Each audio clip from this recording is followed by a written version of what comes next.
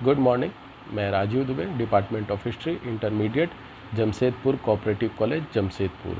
कल हम लोगों ने देखा गुप्त सम्राट स्कंदगुप्त के बारे में, जो गुप्त वंश का महान अंतिम शासक था या शक्तिशाली अंतिम शासक था।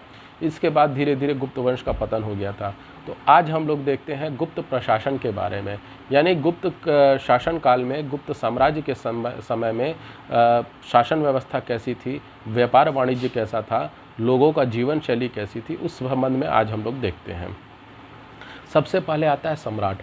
चूँकि राजतंत्र था, उस समय लोकतंत्र की बहुत ज़्यादा व्यवस्था नहीं थी, राजतंत्र था, और राजतंत्र में सम्राट या राजा ही प्रमुख होता है।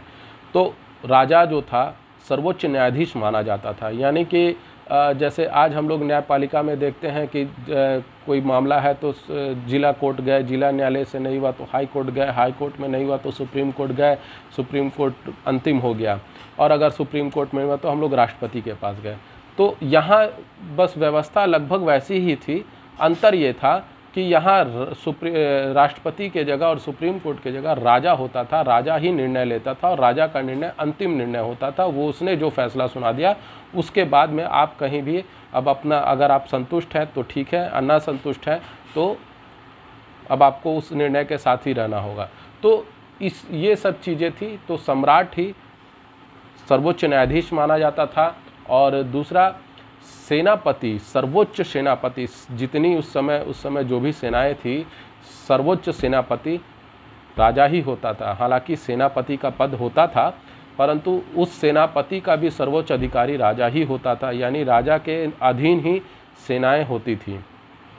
उसके बाद आता अमात्य तथा मंत्री। अमात्य या मंत्री एक ही है, बहुत ज़्यादा अंतर नहीं है। अमात्य और मंत्री में लगभग सिर्फ नाम का अंतर है, बाकी जो कार्य था, कार्य एक ही है। विभिन्न विभाग विभिन्न मंत्रियों के अधीन होते थे। एक मंत्री परिषद होती थी। संधि विग्राहक मंत्री परिषद का प्रमुख सदस्य होता था। हरिसेन एक साथ संधि विग्राहक, कुमार मात्य एवं महादंडनायक था। उसके पिता भूभूति महादंडनायक थे। तो आज हम लोग जैसे लोकतंत्र है, चुनाव होता है, चुनाव के बाद में मंत्री और मुख्यमंत्री या प्रधानमंत्री ये लोग शपथ लेते हैं, लेकिन साथ में एक चीज़ होती है कि प्रत्येक विभाग के लिए एक अलग अलग मंत्री नियुक्त किए जाते हैं। जैसे शिक्षा मंत्रालय हो, उसके लिए एक अलग मंत्री है, स्वास्थ्य मंत्रालय हो, उसके लिए अलग मंत्री, रक्षा मंत्रालय उसके लिए अलग मंत्री है, इस्पात मंत्रालय हो, व्यापार वाणिज्य मंत्रालय हो, मतलब हर विभाग के लिए एक अलग अलग मंत्रियों की नियुक्ति की जाती है। ठीक उसी प्रकार उस समय गुप्त वंश में भी इस तरह की, गुप्त साम्राज्य में भी इस तरह की नियुक्तियां होती थी, और प्रत्येक मंत्रियों को एक एक मंत्रालय या विभाग दिया जाता था जो अपने अपने विभाग को देखरेख करते थे। इसके अलावा मंत्री परिषद यानी मंत्रियों के समूह का भी गठन था। समिति बनी हुई थी जो मंत्री परिषद कहलाती थी, जो मंत्रियों का समूह थी। और बहुत कुछ ऐसे मामले होते थे जो एक मंत्री के द्वारा निर्णय नहीं किया जा सकता था, दो मंत्रियों के, तो वो लोग मंत्री परिषद के समूह में बैठते थे और उस समय उसका निर्णय करके उस समस्या का समाधान करते थे। कई ऐसे मामले आते थे जैसे आज भी होता है। तो ये सब चीज़ें अमात्य तथा मंत्रियों का था। अब हम लोग देखते हैं राज्य का विभाजन, यानी राज्य किस तरह से, राज्य की जो शासन प्रणाली किस तरह से थी। जैसे आज हम लोग अगर देखा जाए तो शुरुआत सबसे निचला स्तर गांव होता है, जो ग्राम प्रधान कहा जाएगा या मुखिया कहा जाएगा। उसके बाद आता है जिला, जिला के बाद आता है तहसील, तहसील के बाद जिला, जिला के बाद में कमिश्नरी या प्रमंडल, और उसके बाद में राज्य। ठीक उसी प्रकार, ठीक उसी व्यवस्था, या हम बोले कि हम लोगों ने उसी व्यवस्था को आत्मसात किया है, अडॉप्ट किया है, और आज हम लोग वर्तमान में उसी व्यवस्था को लेकर चल रहे हैं, तो बहुत ज़्यादा गलत नहीं होगा। तो पहले आता है प्रांत, जिसे भुक्ति कहा गया, यानी एक राज्य के प्रमुख हो गया या एक राज्य का जो आधार हुआ वो पहले प्रांत हुआ, जिसे भुक्ति कहा गया। उसके बाद आता है भोग यानी कमिश्नरी, फिर आता है विषय यानी जिला, उसके बाद में विधि यानी तहसील, और अंत में मंडल या ग्राम समूह, जो कि व्यवस्था आज है लगभग वही व्यवस्था उस समय भी थी। इसके बाद आता है व्यापार वाणिज्य एवं नए नगर। तो गुप्त काल में व्यापार प्रगति पर था। पाटलिपुत्र, वैशाली, उज्जैन, दसपुर, भड़ौच, प्रतिष्ठान, विदिशा, प्रयाग, मथुरा, अहिछत्र तथा कौशाम्बी आदि प्रमुख नगर, प्रसिद्ध नगर एवं व्यापारिक केंद्र थे।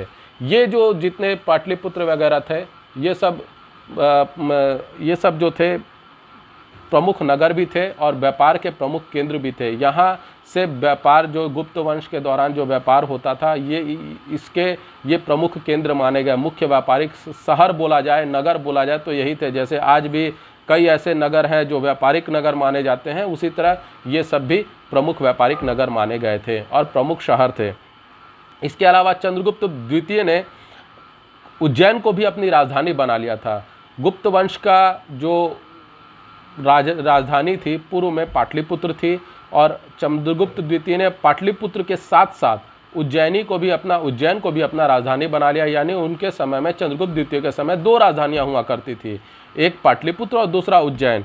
उसके बाद बंगाल के ताम्रलिप्ति बंदरगाह से मालवाहक जहाज मलय, प्रायद्वीप, लंका, चीन एवं अन्य पूर्वी देशों को नियमित जाया करते थे। आंतरिक क्षेत्र में गंगा, ब्रह्मपुत्र, नर्मदा, गोदावरी, कृष्णा एवं कावेरी नदियों से भी व्यापार होता था। यानी कि हमारा जो उस समय गुप्त वंश के समय जो व्यापार होता था वो बाह्य व्यापार भी होता था, यानी हम लोग विदेशों के साथ भी व्यापार करते थे, और आंतरिक व्यापार जो होता था, जो देश के अंतर्गत होता था, वो भी व्यापार होता था। दोनों व्यापार नदियों के साथ या समुद्र के साथ होता था, यानी समुद्री मार्ग से, जल मार्ग से ही दोनों व्यापार होता था।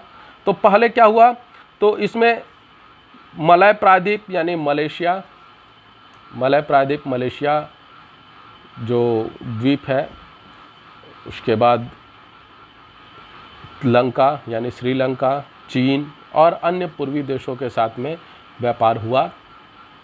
आंतरिक व्यापार में गंगा, ब्रह्मपुत्र, नर्मदा, गोदावरी, कृष्णा, कावेरी नदियों के द्वारा व्यापार किया जाता था। गुप्त काल की प्रमुख विशेषता उसके मालवाहक जहाज़ थे।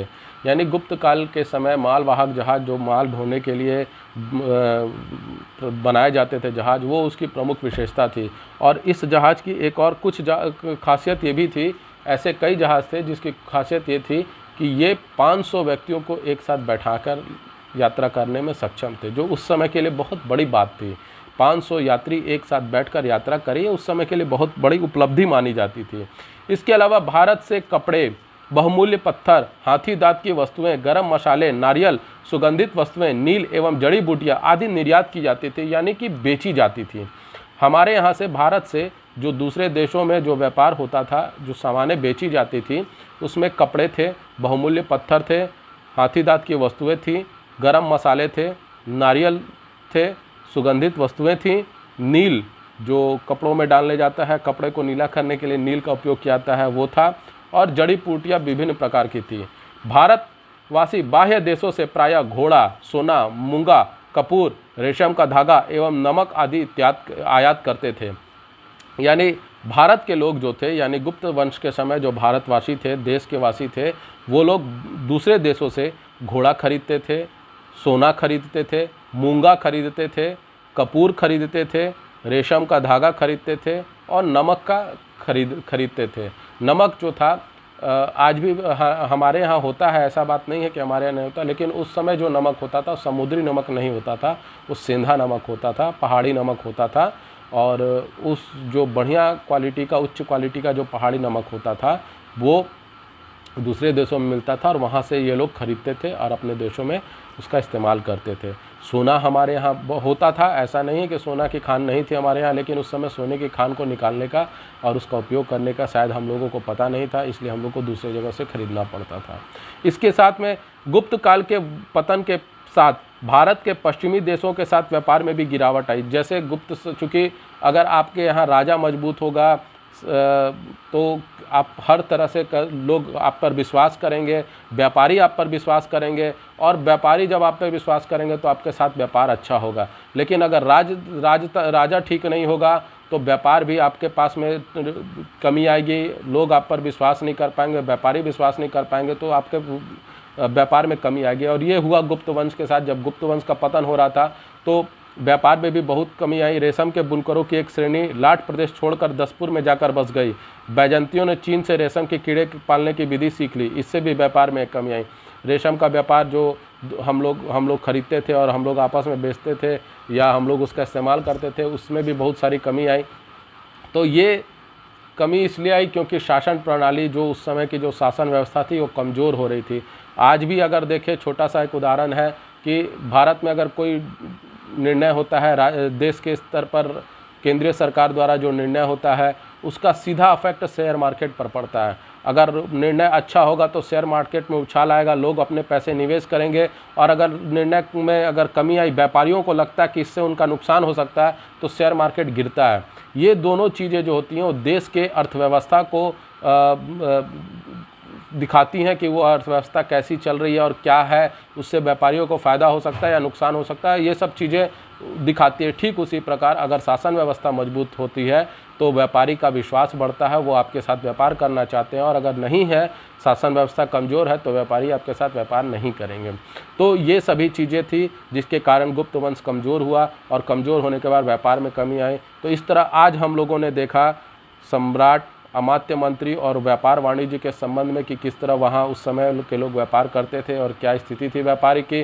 तो आपको ये वीडियो कैसा लगा? लाइक करें, कमेंट करें, शेयर करें, सब्सक्राइब करें, और घर पे रहें, स्वस्थ रहें, मास्क का प्रयोग करें, ज़रूरत हो तभी घर से बाहर निकलें, अन्यथा घर से बाहर जाने की ज़रूरत नहीं है। कोरोना किसी को नहीं देखता कि आप कौन हो, क्या हो, कैसे हो, बस आप बाहर निकले, आपसे गलती हुई और आपको कोरोना पकड़ लेगा।